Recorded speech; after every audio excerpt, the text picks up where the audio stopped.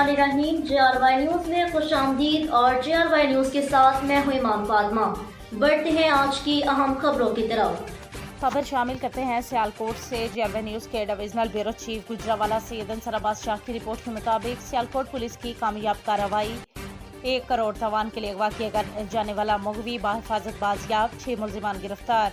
मोरहा 2/11/2023 वक्त तकरीबन 10 बजे रात बजलिया पुकार 15 मुदई मुकदमा नवीद मसीह ने इत्तला की कि इसके भाई शकील मसीह वल्द सदीक मसीह कौम ईसाई सिकना चिट्टा तहसील और जिला सियालकोट बाउमर 36 साल को नामालूम मुलजिमान ने अगवा कर लिया है और मुगवी के मोबाइल फोन से ही कॉल करके मुगवी के भाई नवीद मसीह से मुलजिमान ने 1 करोड़ रुपए तवान का मुतालिबा किया और कहा कि तवान न देने की सूरत में मुगवी को कत्ल कर दिया जाएगा। DPO सियालकोट मोहम्मद हसन इकबाल ने अगवा होने वाले शहरी शकील मसीह की फौरी बाजियाबी की बाबत SP इन्वेस्टिगेशन जवाद इसहाक को हिदायत जारी की, जिस पर DSP सदर सर्कल की जेर निगरानी SHO थाना मुरादपुर इंस्पेक्टर मोहम्मद रजाक ने अपनी टीम के हमरा कार्रवाई करते हुए और मुगवी की बाहिफाजत बाजियाबी पुलिस के लिए एक बड़ा चैलेंज था। मजीद जान लेते हैं इस रिपोर्ट में। भी जाओ नीवे हो ना थले हो गया हो जा ले जाओ चलो आ जाओ। हाँ जी चलो जाना पीना को कैमरे यहाँ पे सियालकोट में कुछ दिन पहले एक हुआ था जिसमें हमारे क्रिश्चियन भाई थे जो अगवा हुए थे। ये किस्सा इस तरह है स्टोरी बल्कि कि हमें 2 तारीख को 2/11 को तकरीबन 10 बजे 15 की कॉल मौसूल हुई नवीद मसीह की तरफ से कि उसके भाई को अगवा कर लिया गया है और जो किडनैपर्स हैं वो 1 करोड़ रुपए का तवान मांग रहे हैं। उन्होंने उसके बाद मोबाइल ऑफ कर दिया।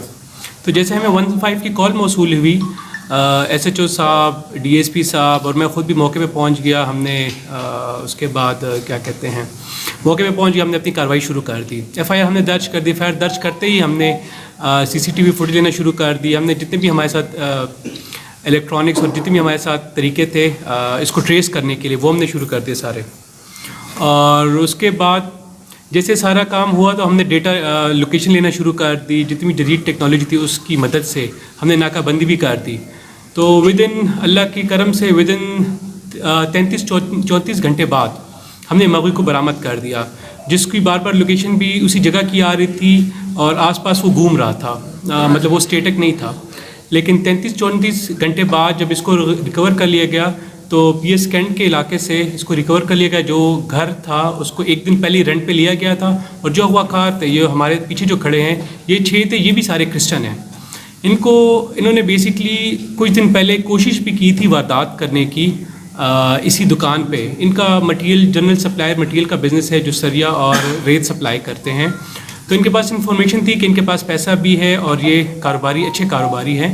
लेकिन इन्होंने पहले कोशिश की कि इनके दुकान पे डाका डाला जाए, जो नाकामयाब हुए। फिर कुछ दिन पहले इन्होंने किडनैपिंग की कोशिश भी की थी जो नाकामयाब हुई थी। लेकिन जाहिर बात है ये लोग कोशिश करते रहे, इनको कामयाबी मिल गई।